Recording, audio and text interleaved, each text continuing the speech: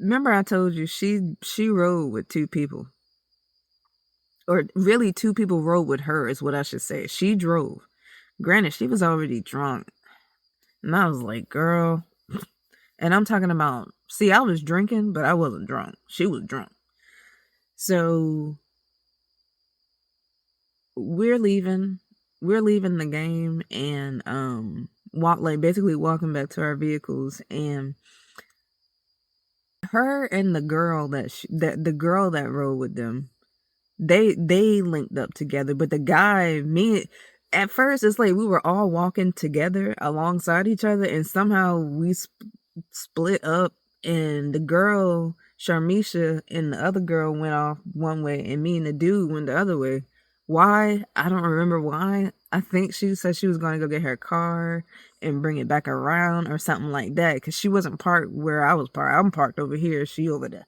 So the guy was like, I was like, well, shit, I can walk over here or whatever. So we just walked to my car, you know what I'm saying, while we waited for her. Then they got around there. I don't, man, dude tried to get in the car. The girl started yelling. Then Sharmisha started yelling. And they're not saying too much of nothing. You feel me? Like I said, at this point, I'm the most sober person, and I'm looking at all of them because they're all yelling at each other, and I don't know why I don't know how it started, and I'm the sober one. I'm the most sober. So I'm looking at them, and I'm like, what the fuck? So then eventually she like, well, fuck it. And then she just drives off, And I'm like,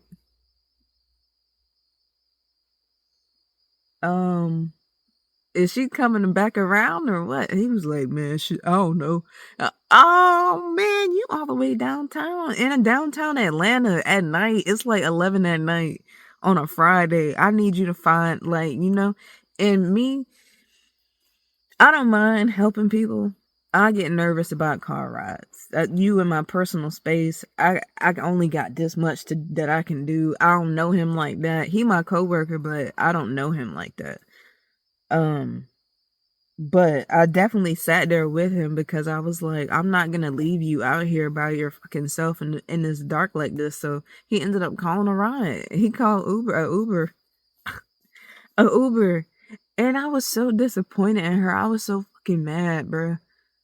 I can feel my anger right now. I was so fucking mad, bruh. Because I was like, why would you do this? He rode with you. That means he's your responsibility. Granted, yeah, I know. And maybe I shouldn't look at her like she's a mother hen. It's not that I'm trying to look at her like she a mother hen, though. You brought him here. You feel me? He's only here because he rode with you. So you're his ride. You neglected him.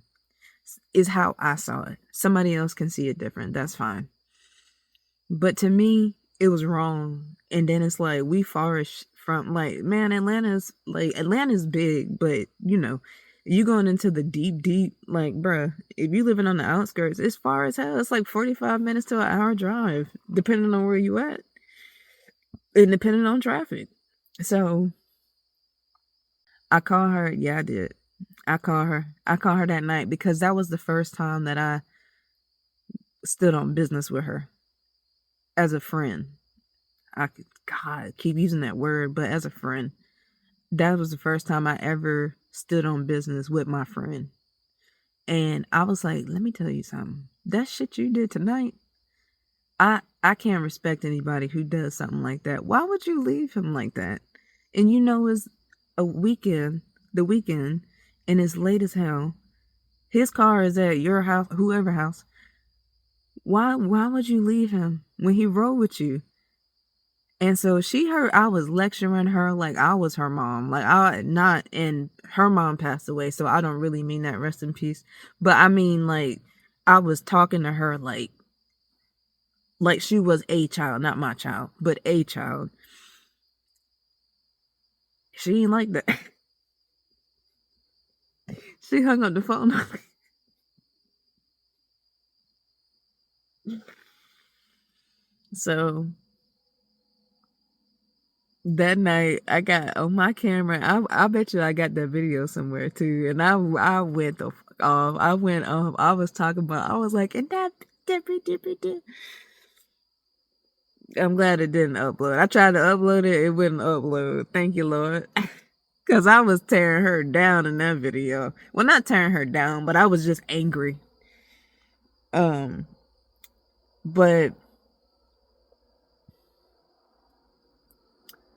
the next day, I called her again because I was like, well, she's sober now. Yep, because I know you still slept all day. So I know you're sober now. So I called her about 5 o'clock in the evening, made sure she slept good and well, because now you had enough time to sleep, piss at least once, and eat something. So I was like, yeah, it's about 5. Yeah, she up. She probably just woke up too. So I called her. Hey, you all right? Yeah, I want to talk about last night. I couldn't help myself because the protection, you know what it was? I felt a certain protectiveness over that child, even though he's not a child, really. He's really an adult, but he was younger than me. He is younger than me. He's younger than me. So I look out for younger people, period. I don't care. If you like, I'm in my 30s, if you like 20, mid 20s and down, I'm looking out for you. I don't care because I know you don't know. I know you feel like you do, but you don't know everything, and I don't know everything either. But hey. So I called her and I spoke with her again, and I was like, I'm just saying, like, I just re-explained myself, and she was like, I don't know, she thought it was stupid. And then she hung up again. And that time I was like, all right. After that, I knew it was over right then. But once we got to work, I really knew it when she just ignored the shit out of me, and I was like, and then like I think the last thing that happened, it was one of my last days at work right before I quit, and I brought my homies some breakfast or whatever, but it was some left over, and she happened to be working because they used to work the weekends, like every weekend. So it was like a Saturday or something, and she was in there, and I was like, this is the last thing I'm giving. That's what I said. That's what I told myself. This is the last time. And I was like, hey, I was like, listen, this time, at this point, we face to face. So I'm like, listen, I got some sandwiches in there. If you want a biscuit. That bitch looked at me and said nothing and walked away. Should I tell you? She said nothing to me, and she turned.